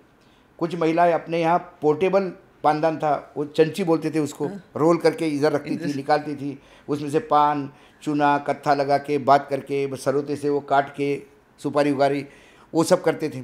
तो वो उसको जनरली बारी कहा जाता है कि जो पान का बिजनेस करता है, वो मुसलमान परिवार था। अब उसकी डेथ हो गई लोनी में। अब सबको मालूम नहीं कि इस मुसलमान का करना क्या है इस डेड बॉडी का। तो पास में एक 10 किलोमीटर पे महागांव करके गांव था, वहाँ 10-12 मुसलमान परिवार के घर थे। वो लोग आए। अब फिर उन लोगों ने कहा कि भाई हम ऐसा ऐसा करेंगे। अब बोले हम महागांव लेके जाएंगे। तो बोले नहीं बाबा, हमारे घर का गांव का है, दफनाया ही जाएगा। फिर यहाँ पे उनका वो मतलब कब्रिस्तान नहीं है। तो ग्राम पंचायत बोले अरे कहीं भी बाबा को करो यार, पूरा बाबा के लिए पूरी ज़मीन है लोनी की खाली। तो उसको वहाँ कर दिया। उसके बच्चों का, छोटे बच्चों का लोग गाँव ने केयर कर दिया। वहाँ हिंदू मुसलमान नहीं होता। जहाँ ये कहते हैं जिस उत्तर प्रदेश के जिस इलाके में इन्होंने कहा कि पाकिस्तान बन गया है और पलायन हो रहा है, मैं दावे के साथ कहता हूँ और सुनने वाले को किसी को भी मैं कहता हूँ कि आप उस शहर में जाके देखिए। वहाँ साल में 2 बार ईद मनती है और साल में 2 बार दिवाली मनती है। वहाँ जब ईद मनती है तो सारे हिंदुओं के घर में रोशनाई होती है, हिंदू नए कपड़े पहनते हैं ईद के दिन। और जब दिवाली होती है तो सारे मुसलमान अपने घर को रोशनाई करते हैं और हिंदुओं के लिए जाते हैं। इस महाराष्ट्र के रत्नागिरी जिले में एक गांव है, आपने किसी भी मुस्लिम को पूछो, सब जगह की नमाज होती है। दिवाली की नमाज किसी ने नहीं सुनी होगी। उस गांव में दिवाली की नमाज होती है। दिवाली में लक्ष्मी पूजन करने के बाद सारे लोग मस्जिद के सामने खड़े होते हैं। जो मुसलमान हैं 10-15 घर, वो अंदर नमाज पढ़ते हैं, दिवाली की नमाज पढ़ते हैं, और बाहर आने के बाद फिर पटाखे फूटना शुरू हो जाते हैं। इसी महाराष्ट्र में एक गांव है, गणपति के लिए पेंडॉल परमानेंट बनाया था, यहाँ गणपति लगाएंगे। बहुत आंधी आई, वो उड़ गया। गणपति का समय आया तो उन्होंने गणपति वहाँ स्थापित किया। गांव में एक मस्जिद थी, वहाँ पे मुसलमानों ने पूछा कि गणपति खुले में क्यों? बोला वो उड़ गया, अभी इस बार अगली बार बनाएंगे उसको। बोले कैसा, हमारे मस्जिद में आओ, इधर रखो गणपति। वाह, मस्जिद में गणपति की स्थापना हुई और आरती होती है। यह है भारत। भारत योगी आदित्यनाथ नहीं है। और चंद लोग बोलते हैं कि तुम निकल जाओ 80 और 20। ये इनको 80-20 चाहिए, लेकिन इनको सत्ता में रहने हैं। थोड़ा सा तो माहौल में तो है, देखिए माहौल डर पैदा किया है। ये हम बोल के और डर पैदा करते हैं। मैं पूना में गया था, पूना में मेरा एक कार्यक्रम था, तो क्या अखबार में छपा तो एक किसी ने मेरा नंबर ढूंढ के बोला कि मैं फला हूँ, मैं मिलना चाहता हूँ। तो मैंने बोला आ जाओ, हमारा पत्रकार संघ का कार्यालय है, ऑल इंडिया जर्नलिस्ट एसोसिएशन का। तो मैं वहाँ बैठा था, तो वो आया, तो बोला सर कल संडे है, तो कल आपके पास सुबह टाइम है आधे घंटे का? तो मैंने क्या करना है? तो बोले कैंप चलना है हमारे साथ, सिर्फ आधा घंटा चाहिए आपको, मैं गाड़ी भेजता हूँ। मैंने नहीं, मुझे एड्रेस भेजो, मैं पहुँचता हूँ। पूना में कैंप ये मुस्लिम बहुल एरिया है, आर्मी एरिया है, लेकिन मुस्लिम बहुल है। वहाँ मैं बेसमेंट में बैठा, 40-50 लोग थे, उसमें डॉक्टर थे, चार्टर्ड अकाउंटेंट थे, प्रोफेसर्स थे, रिटायर्ड ब्यूरोक्रेट्स थे, सब मुझे बोलना चाहते कि ये देश में क्या माहौल बना है। मैंने एक ही को पूछा, सामने सवाल, वो एक सज्जन बैठे थे। मैंने आप क्या है? बोले चार्टर्ड अकाउंटेंट। मैंने कितनी फाइलें हैं आपके पास? तो हंस दिए। मैंने बताओ कितनी फाइलें हैं? बोले 5-6 हज़ार होंगी। मैंने कितने मुसलमान और कितने हिंदू है? बोला वो कभी देखा नहीं, लेकिन मैंने मोटे तौर पे। बोले नहीं, मेजॉरिटी हिंदू है। मैंने अभी तक कितनी फाइलें वापस हो गई आपकी? बोला एक भी नहीं। मैंने फिर आप डर रहे हैं? ओह, आप लेक्चरर है, कितने हिंदू आपके क्लास छोड़ के चले गए? एक भी नहीं। फिर आप डर रहे हैं? आप डर रहे हैं इन चंद लोगों के बोलने से, जिसको टीआरपी के नाम पे मीडिया कवरेज देता है। 4 अच्छी चीज़ें होगी, एक गणपति बैठा किसी ने नहीं दिया, ये बीबीसी ने की स्टोरी, मराठी बीबीसी ने स्टोरी की इस पर। सकाल में मैंने पढ़ा इसका वाला, कोई टेलीविजन नहीं जाएगा वहाँ पे कि दिवाली की नमाज पढ़ रही, चलो हम देखते हैं, ये है हमारी संस्कृति। कोई नहीं बोलेगा, क्योंकि ये एजेंडा है ना, एजेंडा है। आपको सूट नहीं होता, ये टीआरपी नहीं मिलती। टीआरपी क्यों नहीं मिलती? देखने वाले तो पब्लिक है ना। देखने वाले नहीं, आप उसको महिमा मंडन करते हो। फिर एक बार ऐसा लगता है कि अपने घर में भी कल कोई आएगा, अब्दुल कोई, अरे क्या आएगा? सिंपल सी बात है, शाहरुख खान का बेटा अरेस्ट हुआ, नवरात्र का समय था। ग्रेटर नोएडा में एक जगह देवी बैठी हुई थी, तो किसी ने मुझे कहा कि आप प्लीज़ शाम की आरती में आ जाइए, गेस्ट करके प्लीज़ आइए। मैं गया, वो एक अयोध्या का कोई महंत आया हुआ था। उसके बाद हम प्रसाद देने बैठ गए, तो महंत कहता है अब यूपी में सब ठीक हो जाएगा, जीत जाएंगे चुनाव योगी जी। मैंने क्यों? अरे ये शाहरुख की लौंडे की चूड़ी कस दी। देखिए, वो एक्सटॉर्शन था। हाँ एकदम। उस ना लड़के ने ड्रग लिए थे ना लड़के के पास ड्रग था, वो एक्सटॉर्शन था क्योंकि शाहरुख के पास पैसा था। लेकिन वो शाहरुख खान है इसलिए चूड़ी कसवाने वाले ये लोग। कितने महंतों पे केसेस चल रहे हैं जरा अयोध्या के, जरा बताएं। सवाल नारायण राणे के लड़के ने अभी कहा, मंत्री है वो, उसने कहा कि वो इसके यहाँ अभी चोर घुसा ना उसको, सैफ अली खान को, हाँ बोला वो बांग्लादेशी था, अच्छा हुआ उस कचरे को भी साफ करता। किस कचरे को? इसको ये पता नहीं, इसको ये पता नहीं। मैंने बोला नारायण राणे के लड़के ने नरेंद्र मोदी को नया नाम दिया, कचरा साफ करने वाला जमादार, क्योंकि नरेंद्र मोदी जी ने कहा था सैफ अली खान को, अरे मैंने आपके पिता को मिला हूं, आपको मिला हूं, आप अपने बेटे को ले आते तो मैं 3 पीढ़ी को मिलता। प्रधानमंत्री तीसरी पीढ़ी को मिलना चाहते हैं, कचरे को। इस देश का प्रधानमंत्री कचरा बीन रहा है, बताओ। ये उनका मंत्री कह रहा है। वो बहुत ही गटर माउथ है। मतलब सवाल ये है कि ये लोग बोलते इसलिए है कि हम सुनते हैं, इनको सवाल नहीं पूछते। हमने सवाल पूछे, कुमार विश्वास, तैमूर क्यों नाम रखा? अरे वो उनकी मर्जी है। तैमूर का अर्थ देखो, तैमूर का अर्थ है जगत जेता। विश्वजीत कदम एक पॉलिटिशियन है, मंत्री रहे हैं, उनके पिता मेरे बड़े भाई जैसे थे, भतीजा है हमारा विश्वजीत। अब विश्वजीत का ट्रांसलेशन तैमूर होता है, इसलिए विश्वजीत को भी राजनीति से निकालना चाहिए। अरे एक आसाराम बापू ने कुछ किया तो सारे क्या बाबाओं को मारोगे?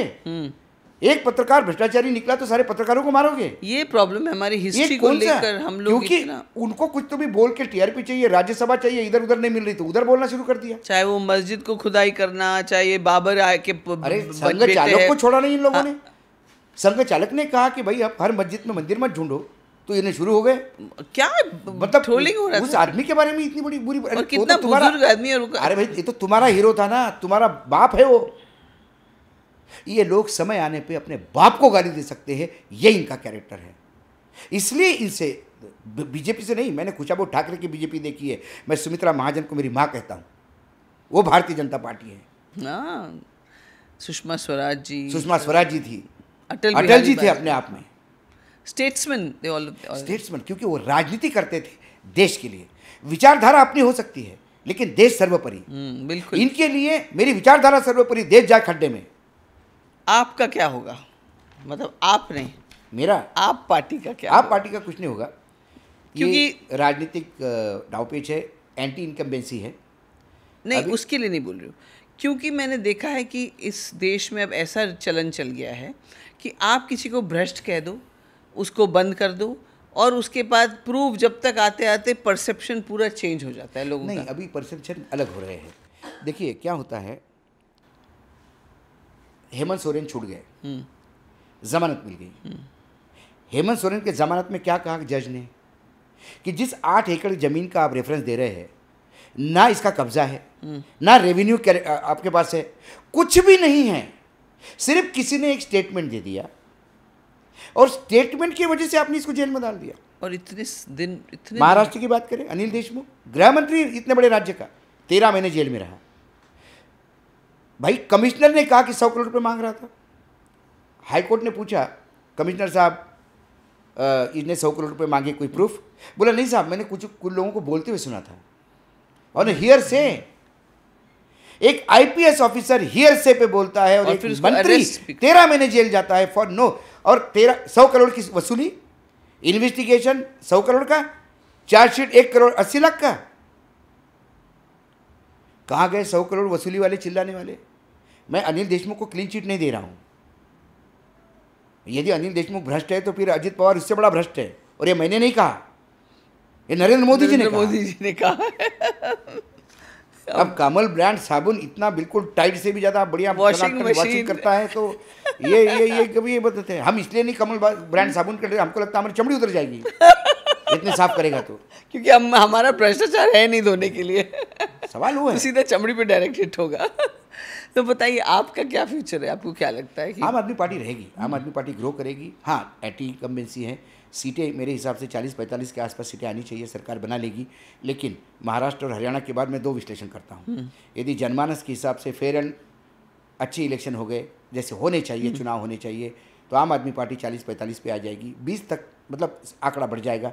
कांग्रेस को एक आध सीट बड़ी मुश्किल लगती है, कांग्रेस का 2-1% वो तो साइड एक्टर की तरह है, कुछ कर भी नहीं रहे। साइड एक्टर भी नहीं है। हाँ, वो कुछ रामू चाइला, वो रामू जो एंट्री मारता है फिल्मों में, लेकिन उतना कुछ ही कर भी नहीं, कोई संघर्ष नहीं दिख साइड रहा है। एक्टर भी बड़ा होता है कि भाई मैं भी साइड एक्टर मैंने थी यही कहा लाइफ साइड, में। ऐसा मत करो। साइड एक्टर का एक रोल हुआ करता था, मतलब यदि पिक्चर अच्छी हो तो फिर अरे वो सांबा न, एक डायलॉग पे सांबा पूरे देश में छा जाता है ना। तो एक तो ये आपका पिक्चर नमक खाया उस्ताद। हाँ, एक तो ये पिक्चर बिल्कुल फ्लॉप हो गई है। और उसके बाद इनके लोगों उन्होंने उतारे। 5 साल कौन थे, कहाँ थे? संदीप दीक्षित मेरे बहुत अच्छे मित्र है, भाई जैसे है, लेकिन संदीप 5 साल कहाँ थे? दिल्ली की जनता के लिए कोई बोलने के लिए तैयार नहीं था। Boots on the ground, they don't have boots on the ground. Booth छोड़िए, अरे नेता का नाम भी तो होना चाहिए। एक HKL भगत छोड़ दिया और अग्रवाल साहब छोड़ दिए, तो ऐसा कोई नेता नहीं जो पूरे दिल्ली को जानता हो। शीला जी थी, चली गई, HKL भगत चले गए।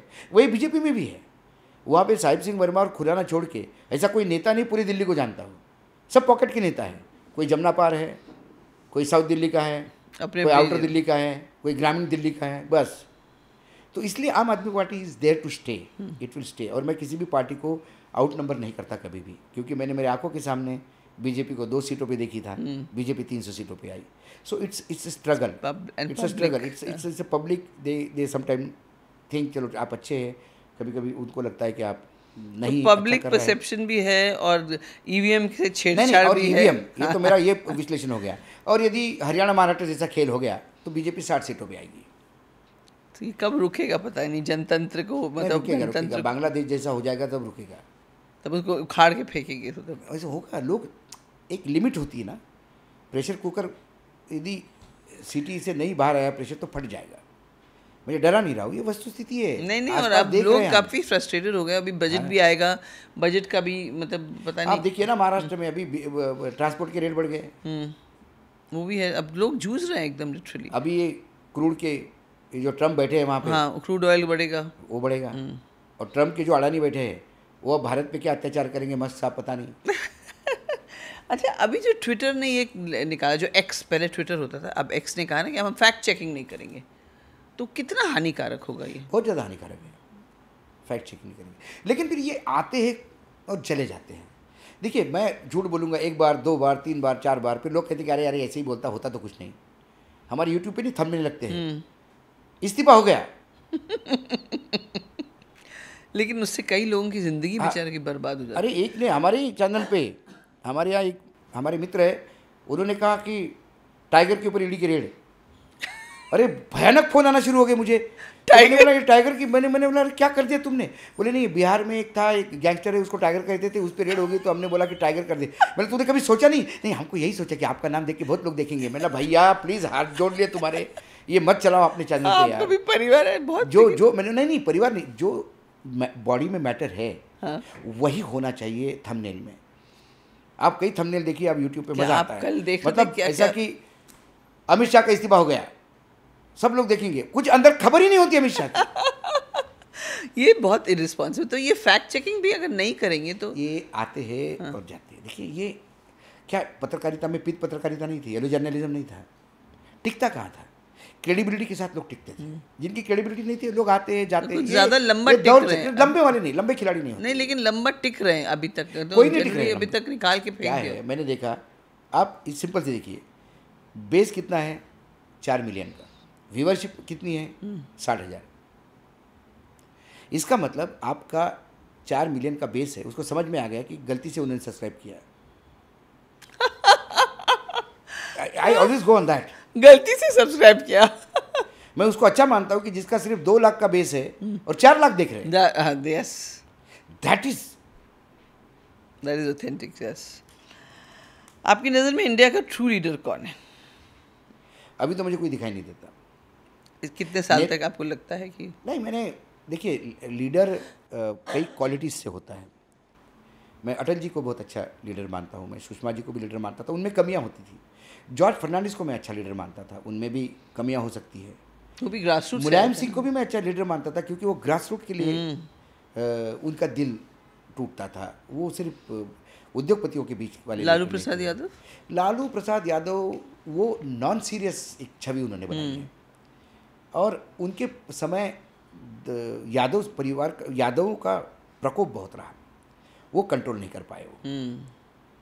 काशीराम बहुत अच्छे लीडर थे, उन्होंने बहुत अच्छा जो मायावती किया। जी के गुरु। महाराष्ट्र की बात कहूँ तो मैं गोपीनाथ मुंडे और आपके विलासराव देशमुख, यस, दोनों मिल के ये नेता थे कि वो एक थी पकड़ थी उनकी जनमानस पे। अब महाराष्ट्र में मुझे एक नेता बताइए किसी भी राजनीतिक दल में जो पूरे महाराष्ट्र को जानता हो, शरद पवार को छोड़ के। हाँ, पवार साहब का नाम मैं अलग ही निकाल देता हूँ पवार साहब को, क्योंकि अभी वो वृद्धावस्था में है, उनको अब इनके साथ टैली करना उनका अपमान होगा। बाकी कौन सा ऐसा नेता है? कोई नगर तक सीमित है, कोई मराठवाड़ा के बाहर नहीं है, कोई विदर्भ में है। हमारे जो कांग्रेस पार्टी की आपके जहाँ आप रही हो पहले अध्यक्ष है नाना पटोले, वो 2 जिले का है। वोडेट्टीवार चंद्रपुर के बाहर नहीं है। थोरात साहब वहाँ पे है, और तुम्हारे पृथ्वीराज चौहान तो कराड़ में भी नहीं है। बताइए मुझे किसको नेता माने हम? तो इंडियन इकोनॉमी ब्लीड कर रही है, सब कहते हैं। आगे क्या मतलब ये चल के सुधरेगा, और अगर नहीं सुधरेगा या क्रिटिसाइज करते हैं, उसके सॉल्यूशंस क्या आपको लगता है? हम लंका बनने जाएंगे एक दिन, मैं डरा नहीं रहा हूँ। जिस देश पे 205 लाख करोड़ का कर्जा है और ये तीसरी चौथी इकोनॉमी बोलते हैं, मैं बार बार, क्योंकि मैं स्टूडेंट रहा हूँ इकोनॉमी का, मैं बिजनेस एडिटर रहा हूँ अखबार का, मैं हमेशा कहता हूँ कि टर्नओवर पे मत जाइए, प्रॉफिटेबिलिटी जाइए। मुझे बड़ी इकोनॉमी नहीं चाहिए, मुझे अच्छी इकोनॉमी चाहिए। ये 143 करोड़ का देश है, तो quantum of population will always give you big quantum of turnover. Turnover बड़ा होगा, लेकिन इसके मायने ये नहीं है किसी कंपनी का टर्नओवर। मतलब आपकी फिल्म लाइन में बताऊं कि एक पिक्चर 100 करोड़ की बनी, उसने 80 करोड़ का बिजनेस किया, प्रॉफिट कितना मिला? 20 करोड़ लॉस है उसका, फ्लॉप हो गई वो। एक पिक्चर 5 करोड़ की बनी, उसने 6 करोड़ का बिजनेस किया। मुझे वो 5 करोड़ वाली पिक्चर चाहिए जो प्रॉफिट दे के आए। ये कहते कि हमारा जीएसटी बढ़ा है, जीएसटी नहीं बढ़ा है। क्या बढ़ा है? जीएसटी में 3 कंपोनेंट है, स्टेट जीएसटी, सेंट्रल जीएसटी और आईजीएसटी, इंटीग्रेटेड जीएसटी। स्टेट और सेंट्रल जोड़ के आईएसटी होता है, और आईएसटी में मेजर कंपोनेंट इंपोर्ट पे जो आप ड्यूटी लगाते हो है। जो देश अपने यहाँ आने वाले माल पे ड्यूटी लगा के पैसा कमाता है, वो अपनी कब्र खोदता है। हमारे यहाँ मैं हमेशा मेरे भाषणों में मैं कहता हूँ कि ऐसा समय आएगा कि हम सनातनी लोग हैं, हमारे यहाँ पितृपक्ष में पितरों को याद करके थाली निकाली जाती है, उनकी पूजा की जाती है। मैंने बोला ऐसा समय आएगा पितृपक्ष के दिन अपने फ़ोटो लगा के अपने जो बच्चे होंगे वो जूते से मारेंगे फ़ोटो को कि कैसे तुम कर्जा दे के गए सरकार को। सरकार कर्जा देती है, बॉन्ड देती है 5 साल के लिए, 7 साल के लिए, 10 साल के लिए। नरेंद्र मोदी ने 2023 में 50 साल के लिए बॉन्ड लिए हैं। 2073 में जो सरकार आएगी उसको पेमेंट करना पड़ेगा। आप इमेजिन करिए ना, हम रहेंगे ना आप रहेंगे, हमारे बच्चे रहेंगे, ये सब बुढ़े होंगे, और इनके बच्चे उनको पूछेंगे कि आप ही थे ना जवान जब मुंह नहीं खोला आपने। आज बेरोजगारी हालत बुरी है। बहुत। 6,000 रुपये का बोल के गए प्रधानमंत्री, इसी महाराष्ट्र में मुंबई में बोल के गए सोयाबीन। कौन ले रहा है सोयाबीन 6,000 रुपये में? सोयाबीन दम मार रहा है 39 रुपये में, 40 रुपये में। 4,812 रुपये उसकी एमएसपी है, वो नहीं मिल रही है अभी सोयाबीन को। 45 मेरे पास आंकड़े हैं, अक्टूबर नवंबर दिसंबर 42 लाख टन सोयाबीन मार्केट में आया। एमएसपी पे सिर्फ 8 लाख टन खरीदा गया। बाकी बचा हुआ सोयाबीन कितना क्वांटम में है? और सड़ जाएगा ये तो। नहीं, उसको 3,000 रुपये में बेचा किसानों ने। तो फिर खुदकुशी नहीं करेंगे किसान, बताइए। अब क्या करा? एक देश में मैं क्यों किसानों के प्रति नतमस्तक होता हूँ? अंबानी बहुत बड़ा कंपनी है, लेकिन जैसे ही मुद्रा लॉस देने लगी, क्योंकि आप सब उसी लाइन के एडवर्टाइजमेंट के, उन्होंने मुद्रा बंद कर दी। टाटा के पास पैसे की कमी नहीं है, एम्प्रेस मिल बंद कर दिया। बिल्कुल, लॉस वाला धंधा कोई नहीं करता। किसान लगे हुए बेचारे। किसान हर साल लॉस खाता है और हर साल काम करता है। उसके पास सोना था, गया, उसकी ज़मीन बेच रहा है। वो माँ बाप बिना इलाज के मर रहे हैं, बच्चों की शादियाँ नहीं हो रही है, फिर भी वो अनाज उगा रहा है, क्योंकि उसको अपनी नहीं देश की पड़ी है, देश की पड़ी है। और ये आदमी प्रधानमंत्री बना हुआ, इसने खुद मनमोहन सिंह को पत्र लिखा था मुख्यमंत्री के होने के नाते कि एमएसपी अनाउंस करने से कुछ नहीं होगा, इसका कानून बनाइए ताकि किसान भाइयों को सिक्योरिटी मिले। और अभी कानून आज वो खुद बैठा और खुद का लेटर पढ़ने का समय नहीं उनको, क्योंकि 24 घंटे कुंभ में नहाना है, इस मंदिर का उद्घाटन करना है, उस मंदिर में बड़ी चीज़ होनी चाहिए। या फिर मुसलमान को मंगलसूत्र पहनाने में लगे हुए। बताओ। एनडीए आगे चल के इसमें दरार होगा आपको लगता है? एनडीए कहाँ है?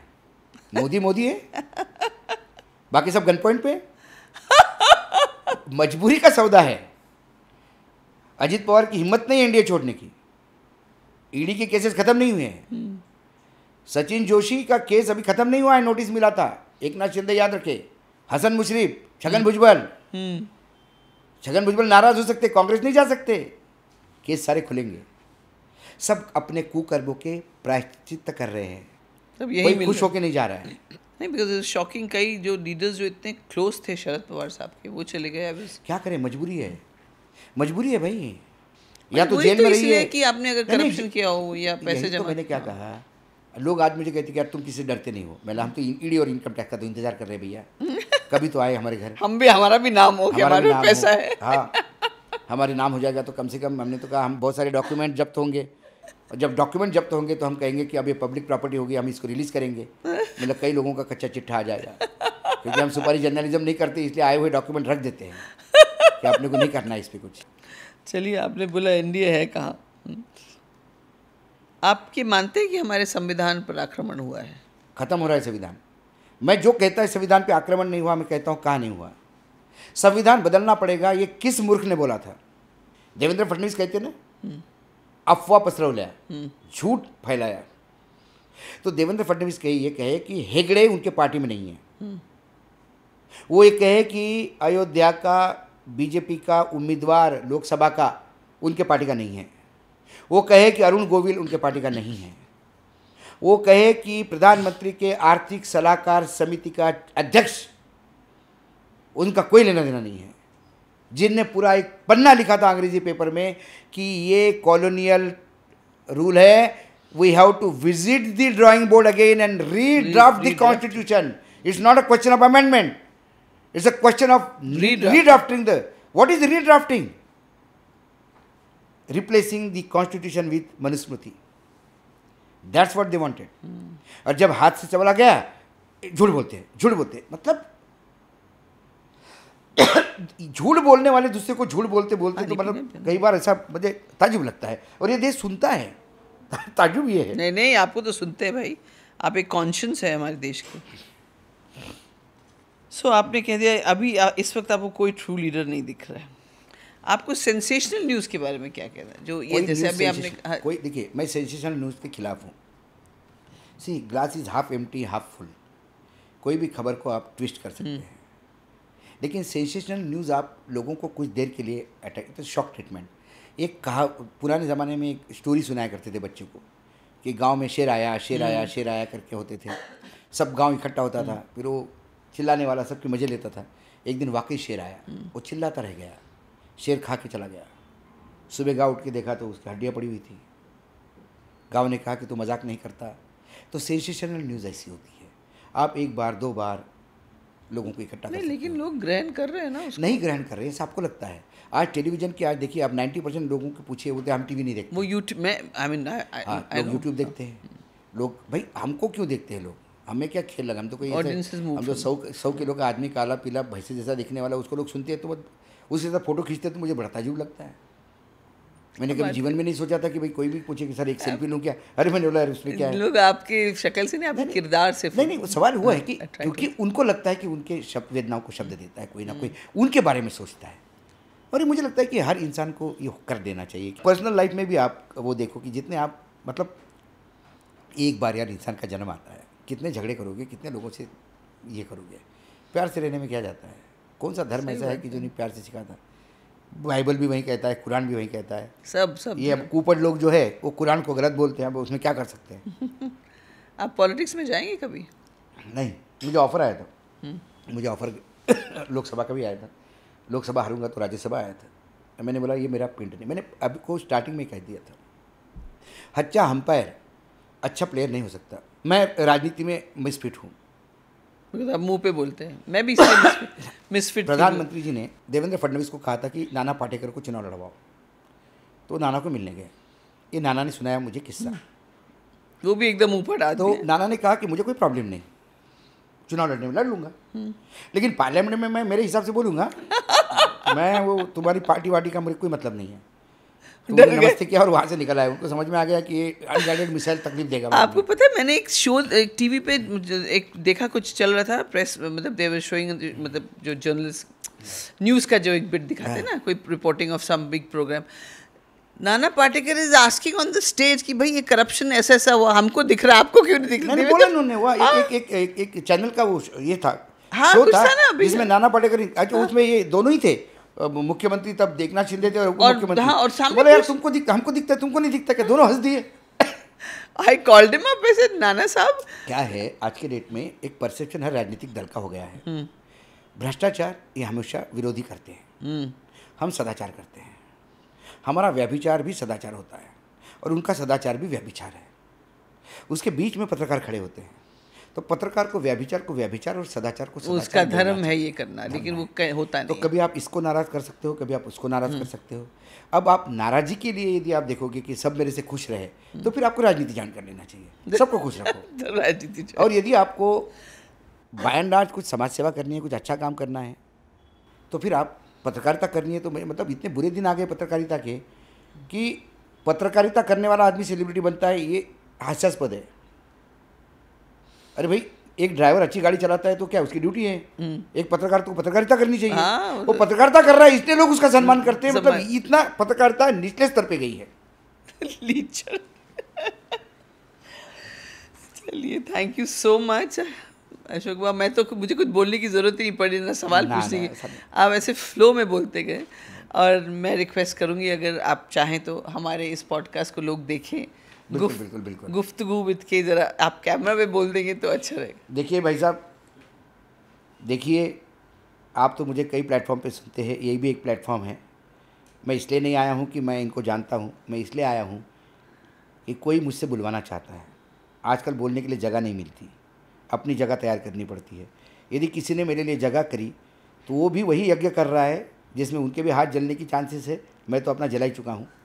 तो यदि किसी के हाथ जल रहे हैं तो मैं ये नहीं चाहता कि आप हमारे लिए बर्नर लेके आए, लेकिन कम से कम इस पॉडकास्ट को देखें, आप शेयर करें। हमारे विचार अच्छे लगे तो शेयर करें, नहीं लगे तो कमेंट भी कर सकते हैं बाकायदा। क्या ठीक है? बात है। धन्यवाद। Thank you so much. Oh, superb.